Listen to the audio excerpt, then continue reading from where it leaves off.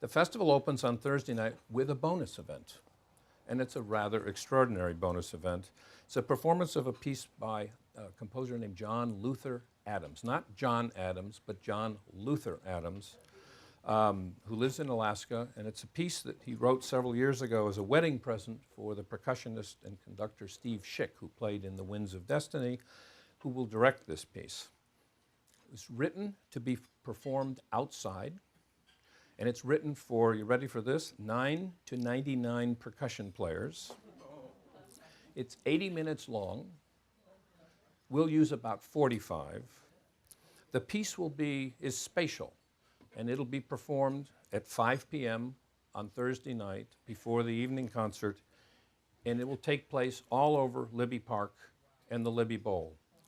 The audience will be walking through the performance. The percussion players move around to various stages, and so what it is a real musical happening.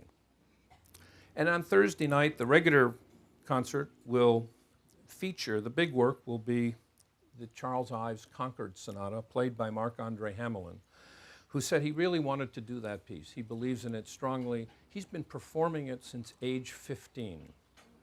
Also on the program will be a Shostakovich song cycle with Christiana Stotchen and some piano music by John Luther Adams.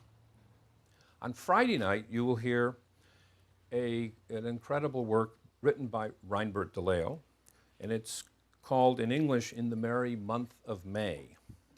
And it's a cycle of 21 songs based on songs by Schumann and Schubert, in which Reinbert has deconstructed and refracted these songs into a continuous musical narrative. It's written for 15 players, piano, the composer will play the piano, and for an actress speaker, which is Barbara Sukova, for whom the piece was written. It's incredibly beautiful and moving, and that'll be preceded by the Norwegian Chamber Orchestra playing a string orchestra arrangement of Janacek's second string quartet, Intimate Letters.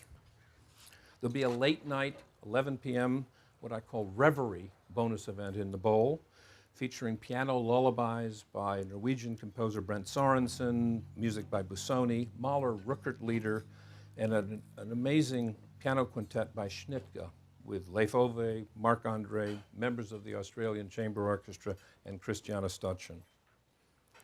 On Saturday, the two big concerts in the morning and evening, and there's still a little work going on these, but the repertoire will include songs by Alban Berg, the American premiere of a piano concerto by Brent Sorensen with Leif Ove Andsnes, for whom it was written, and the Beethoven Wallstein Sonata with Andsnes, Wagner Wesendonck Lieder, a clarinet concerto by Anders Hillberg, an amazing piece for solo clarinet and tape, and ending with Kurtag's very haunting homage to Robert Schumann.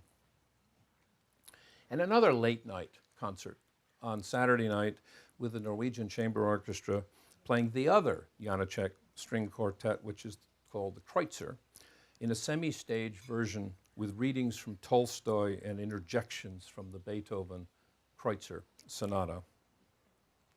On Sunday, you'll hear what I call a really fun kind of a program in the morning with the Bartok Contrasts, Grieg's Holberg Street Suite, in a very unique performance that the Norwegians have devised. I won't give away the secret. William Balcom's very entertaining cabaret songs with Christiana Stotchen, and Martin Frost playing and leading the Copland Clarinet Concerto. Copland is, of course, a composer with long ties to the Ojai Music Festival. There'll be a Sunday afternoon bonus event of music by Kurtag for solo piano and solo viola at the Arts Center, and the festival will conclude with the Debussy Dance Sacre et Profane. Reinbert de Leo will conduct John Adams, not John Luther Adams, Shaker Loops, and then Marc-Andre Hamelin and Leif Ove Andsnes will play John Luther Adams' Dark Waves for two pianos and tape. And the festival will end with Hamelin and Andsnes doing Stravinsky's The Rite of Spring. We will continue our partnership with Ojai North. We will take 6 concerts to Berkeley after the festival. You know, I do think that the festival is at a very enticing pivot point. Ojai should become more explicitly the place where connections are made, contexts are set, and bridges are built between music and the larger culture. Ojai should be the place that asserts that music has important things to say about contemporary culture and explore and articulate what those things are. And Ojai should be the place that asserts a framework for how classical music is relevant to today's world.